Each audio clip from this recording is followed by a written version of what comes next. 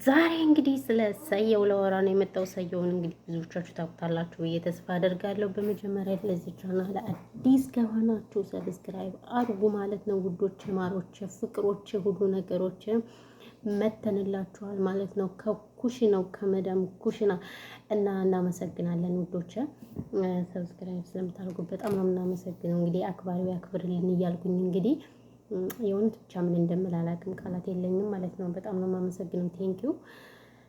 እንግዲህ ብዙዎቻችሁ ዘየውን ታውቁታላችሁ ብዬ ተስፋ አድርጋለሁ። በተለይ አረብ ሀገር እንደኛ የበሰበሳችሁ እንደኔ የበሰበሳችሁ እንደኛ ሳይሆን እንደኔ የአረብ ሀገር ኩሽና እንዳትወጪ፣ በቃ ከአረብ ሀገር ውጭ የትም እንዳትንቀሳቀሽ ብሎ በቃ አስቀምጦኛል። ምን እንደሆነ ችግር ሊገባኝ አልቻለም። ቤተሰብ በዚህ ልክ ማለት ነው። በዛ በጣም በዛ ስልችት አለኝ አሁንማ ማለት ነው። አረብ ሀገር ስርችት ነው ያለኝ ማለት ነው። እና እንግዲህ ዛሬ ስለ ሰየው እንግዲህ ሳውዲ አረቢያም ታውቃላችሁ ለረዥም ዓመት ሰርቷል። ነገር ግን ያው ዱንያት ሞላም ብሏል እና ከሳውዲ አረቢያም ያው በእርግጥ ሳውዲ አረቢያ ፖለቲካ ምንም ያወራ ነበር። አሁን ግን በይዘው ፖለቲካ አቁሟል። ሆኖም ሳለ ግን ያው በሀና ጉዳይ እንግዲህ ብዙዎቻችንም ያዘንበት መላው ኢትዮጵያውያንን ያሳዘነ ጉዳይ ነው የሀና ጉዳይ። አሁንም ቢሆን የሀና ጉዳይ በይዘው አልተፈታም። እንግዲህ ይሄ ልጅ ምንም ለፍትህ ያልቆመ አንዳንዴ ካልደፈረሰ አይጠራም። በቃ እውነት ለመናገር መገፋት ለካ ጥሩ ነው። የምር እኔ አንዳንዴ ሰው ሲገፉን ምናምን በቃ በጣም ብስጭት እላለሁ። ለምን እንደዚህ ምናምን ብዬ ነገር ግን መገፋት በጣም ጥሩ ነው። እኔ አሁን የተረዳሁት ነገር ምንድነው መገፋት ጥሩ ነው። እንግዲህ ምንድነው የአንበሳው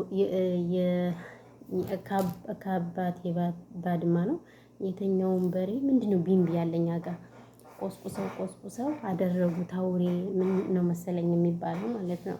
እና ይሄ ልጅ እንግዲህ በጣም ነበር የገፉት፣ በጣም ነበር የተሰቃየ። ሳውዲ አረቢያ እንግዲህ ተይዞ ነው የገባ ታውቃላችሁ። ለምን አሁንም በታገቱት በሸዋ ልጅ ምክንያት ሳውዲ አረቢያም እንደዛው እንትን ብሎ ነው የገባው። እስር ቤት ገብቶ ነው ወደ ኢትዮጵያ የገባው። ወደ ኢትዮጵያ ገብቶ ደግሞ እንግዲህ ዱባይ ላይ ፖለቲካ እንደማያወራ ሁላችንም እናውቃለን። እውነቱን ተናግሮ ከመሸበት ማደር ማለት ነው። ባይዘዌ ቤተሰብ ማዲያት አለብኝ። እንደው ትረዱኛላችሁ። አረብ ሀገር የላችሁማ እንደው አትሰድቡኝ መቼም አይደል? መስደብማ የለባችሁ ትረዱኛላችሁ ብዬ ተስፋ አድርጋለሁ ማለት ነው። እና እላችኋለሁ ማዲያት እንግዲህ ምንም ሊለቅልኝ አልቻለም። ምን እንደሆነ ችግሩ አላውቅም። የራሱ ጉዳይ። ሺህ ዓመት ለማይኖረው ምንድነው ያለ ፊልተር ነው ባይዘው ይሄን ቪዲዮ የምለቅላችሁ። እንግዲህ እናንተ ምን ማድረግ አይቻልም።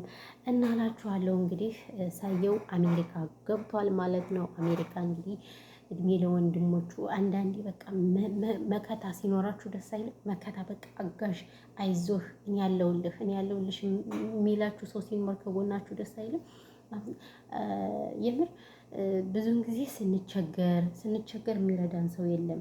ግን እሱ ግን ሲቸገር በጣም ብዙዎች ረድተውታል። በጣም ብዙዎች ከጎኑ ሆነውለታል። በጣም ደስ ይላል እውነት ለመናገር በእውነቱ ከሆነ ማለት ነው። ስለዚህ አለንልህ እህቶችህ መከታህ አለንልህ ብለው እንግዲህ ሲጠብቁት የውሾች መንጋ የጅቦች መንጋ እንግዲህ ኢትዮጵያ ሪፖርት እየጠበቁት ነበር። ተዘጋጅተው በተጠንቀቅ እየጠበቁት ነበር። ነገር ግን እህቶችና ወንድሞች እንዴት ወንድማችን እናስበላለን ብለው እንግዲህ ወደ ኢሮፕ ወስደውታል። ከኢሮፕም እንግዲህ ወደ አሜሪካ ተዘዋውሯል ማለት ነው። ጀስት አሜሪካ ከገባ ደግሞ እንግዲህ የራሱን ስራ እንደሚሰራ ተናግሯል። እሱም ወርቁ አይተነው የራስህን ስራ ነው የምትሰራ እንጂ ተቀጥረህ። አቤት አንዳንዴ እኮ ፈጣሪ እኮ ግን አይሳሳትም። እናንተ ፈጣሪ ይሳሳታል እንላለን እንጂ በጭራሽ አይሳሳትም። የምር አይሳሳትም። ልባችሁ ንጹህ ከሆነ ምንም ጥፋት ከሌለባችሁ በትክክለኛው መንገድ የምትሄዱ ከሆነ ፈጣሪ መቼም ቢሆን አይሳሳትም። እና ስለዚህ ሁሌም ቅን ሆኖ ሁሌም ለሰው ልጅ በቃ በምትችሉት ነገር ሁሉ ለመልካም እንጂ ለክፉ ነገር አይምሯችሁን አታሳምኑት። እና እንግዲህ የልጅ ለረዥም ዓመት ነው እንደኛ ስደት የነበረ የልጅ አሳዳጊ ነው። ስለዚህ ዓለም አትሞላም አይደለም እሱ ልጅ ሚስት እያለው ይቅርና እኛ ራሱ አልሞላለን ብሎ ኩሽና በቃ ዘላለማችን ሰው ቤት ይሁን እንከራተታለን። አንዱን ስንለው አንዱ በቃ ይሄ ጎሉ የምን እያልን ዝም ብለን አለን ሰው ሀገር።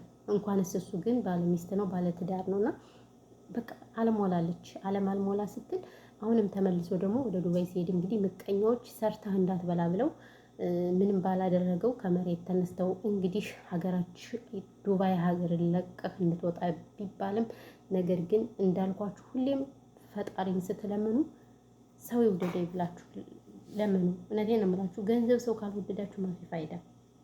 ሰው ይውደደኝ ብላችሁ ጸሎት አድርጉ። እውነት ለመናገር እና ብቻ በጣም ደስ ያለኝ እንግዲህ ዛሬ እንግዲህ ቀጥታ ስርጭት ላይ መጥቶ እንግዲህ ማመስገን ያለበትንም ማመስገኗል፣ መተቸት ያለበትንም እንግዲህ ያው ተችቷል። ጀስት ሰው እንዳስወጣው ነው የተናገረ ማለት ነው ሰየው። እና ያው እንግዲህ እግዚአብሔር የሰራችሁን ይስጣችሁ። መቼም አልተሳካላችሁም፣ መቼም ቢሆን አልተሳካላችሁም እናንተ ክፉዎች ማለት ነው፣ ምቀኛዎች።